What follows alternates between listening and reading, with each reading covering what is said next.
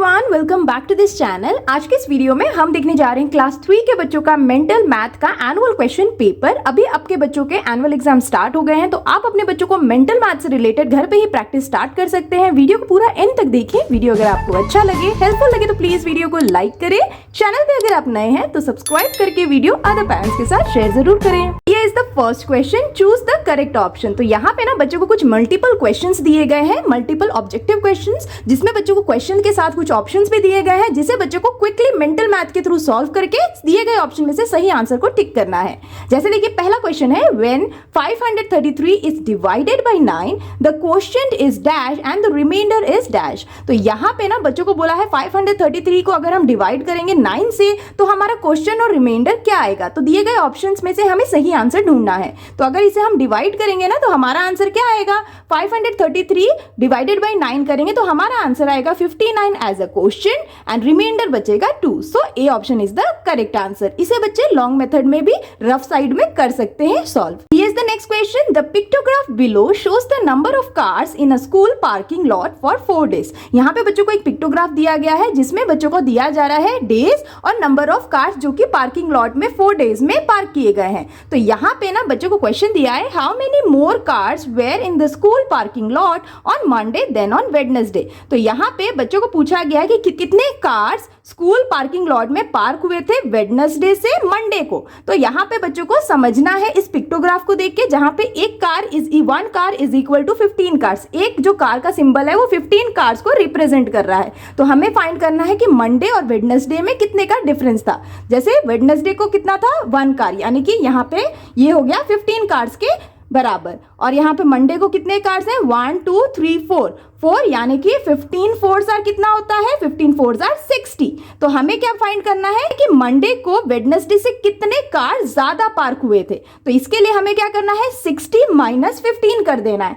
60 minus 15 करेंगे तो हमारा आंसर क्या आ जाएगा, 45, यानी कि option C is the correct answer. तो इसे हमें टिक करना है। Here is the next question, which of the following is equal to 22 multiply 5। तो यहाँ पे ऑप्शंस दिए गए हैं जिसमें पूछा गया है कि 22 मल्टीप्लाई 5 कितना होता है, उसके इक्वल कौन सा इक्वेशन है दिए गए ऑप्शन में से। जैसे कि 22 मल्टीप्लाई 5 यानी 22 5 सार कितना होता है, 110। तो हमें दिए गए ऑप्शन में से यही सेम ऐसा इक्वेशन ढूंढना है जिसका टोटल 110 आए।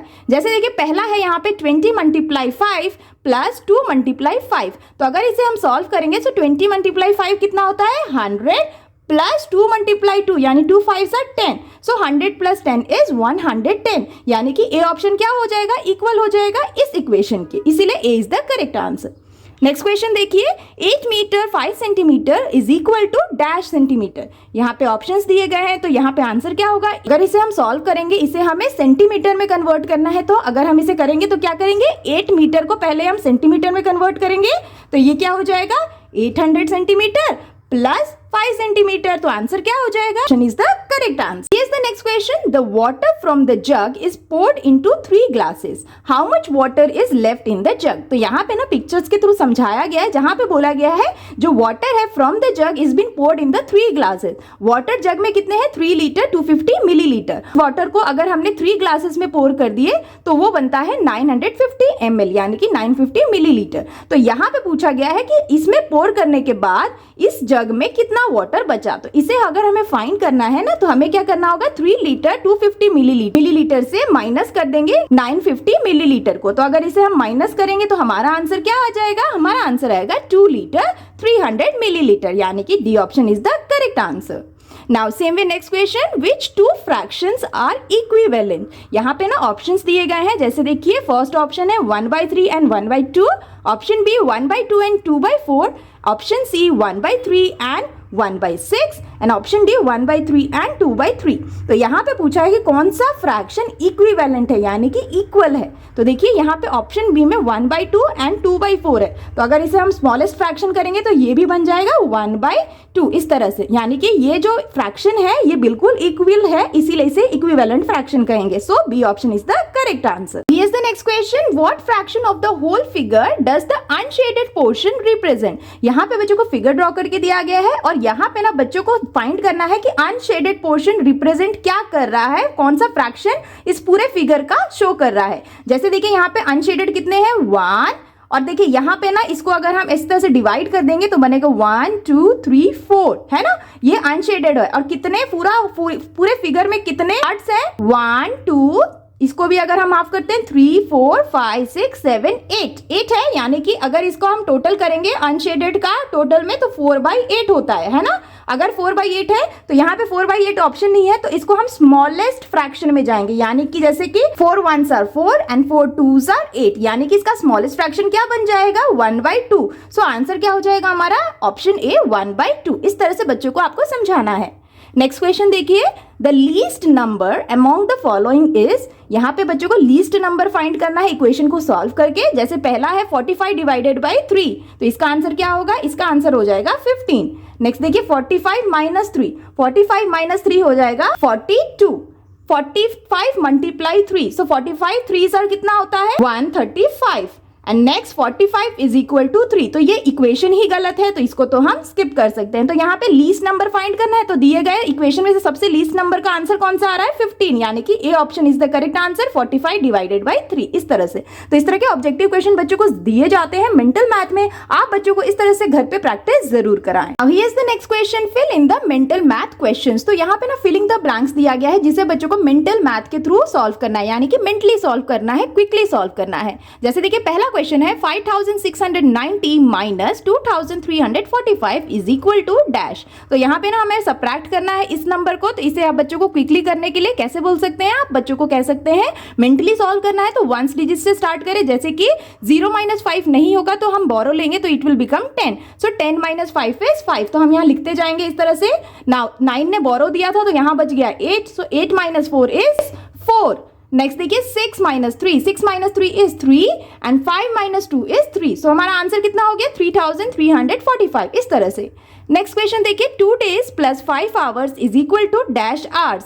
तो यहाँ पे ना हमें इसे आवर्स में कन्वर्ट करना है, यानी कि आवर्स में बताना है। जैसे 2 days का मतलब कितना आवर्स हो गया? 2 days, 1 day में 24 होते हैं आवर्स, तो 2 days में 48 आवर्स हो गए, है ना। तो 48 आवर्स प्लस 5 आवर्स, तो 48 प्लस 5 कितना होता है? 53 आवर्स। तो हमारा आंसर हो जाएगा 53। नेक्स्ट देखिए half of 660 is equal to how much? तो हाफ ऑफ 660 कर देंगे तो आंसर क्या आएगा? 330, यहाँ लिख देंगे।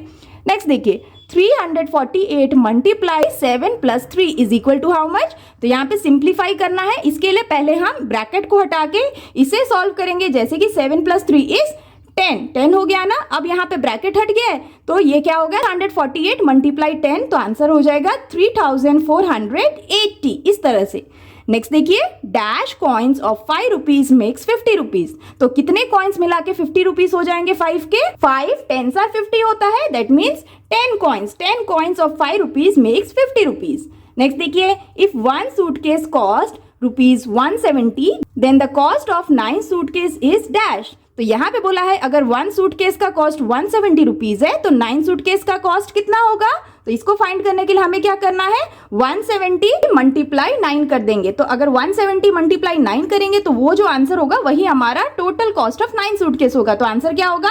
आंसर हो जाएगा ₹15, यानी कि 1530। ये हमारा आंसर हो गया। तो इस तरह से बच्चों को फिलिंग द ब्लैंक्स भी दिया जाता है, जिसे बच्चों को मेंटली सॉल्व करना होता है क्विकली। अब here is the next question, state true as T and false as F for the given statements. तो यहाँ पे ना बच्चों को कुछ मैथमेटिकल स्टेटमेंट्स दिए गए हैं, जिसे बच्चों को पढ़ के ट्रू एंड फॉल्स को गेस करना है और लिखना है। जैसे देखिए पहला है यहाँ पे 2 hours before 12 noon is 10 PM। तो ये स्टेटमेंट सही है या गलत? तो यहाँ पे देखिए ये स्टेटमेंट ना गलत है, क्योंकि 12 noon के 2 hours बिफोर बोला है तो वो होना चाहिए 10 AM ना कि PM। तो यहाँ पे PM दिया है, जिससे कि ये स्टेटमेंट होता है गलत। तो हमें लिखना है F, यानी कि फॉल्स। नेक्स्ट देखिए denominator represent total parts. Fraction में डिनोमिनेटर रिप्रेजेंट करता है टोटल पार्ट। क्या ये स्टेटमेंट सही है? बिल्कुल सही है। तो हम लिखेंगे T as in true. Next देखिए division fact for 9 multiply 8 is equal to 72, यानी कि 9 8s are 72 is 72 divided by 9 is equal to 8। तो ये स्टेटमेंट डिवीजन फैक्ट सही है या गलत है? बिल्कुल सही है। तो हमें अगेन यहाँ पे लिखना है T, यानी कि ट्रू। नेक्स्ट देखिए 2 litre 5 millilitre is same as 25 millilitre. तो यहाँ पे ये स्टेटमेंट बिल्कुल गलत हो रहा है, क्योंकि 2 लीटर 5 मिलीलीटर सेम नहीं होगा 25 मिलीलीटर। ये बिल्कुल गलत स्टेटमेंट है। तो यहाँ पे हमें लिखना है फॉल्स, यानी कि F। नेक्स्ट देखिए, there are 5 minutes between two consecutive numbers on the clock. दो नंबर के बीच में 5 मिनट्स का गैप होता है, ये हमें पता है क्लॉक में, इसीलिए ये स्टेटमेंट हो जाएगा ट्रू यानी कि टी। नेक्स्ट देखिए, 2 flat and 1 curved shape is cylinder. Cylinder में 2 फ्लैट और 1 कर्व्ड सरफेस होता है। स्टेटमेंट सही है या गलत? बिल्कुल सही है, तो हमें यहाँ लिखना है टी यानी कि true.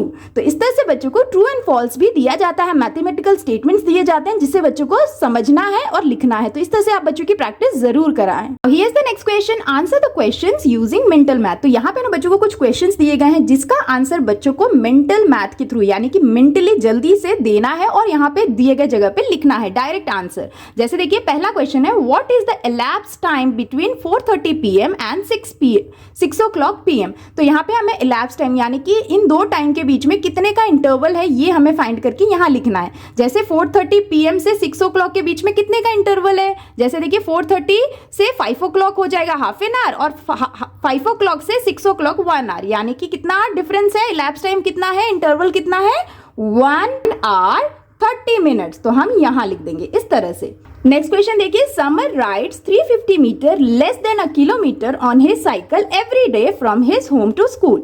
How far is his school from the home. तो यहाँ पे हमें फाइंड करना है कि समर राइड करता है 350 metre less than a kilometre on his cycle every day from his home to school.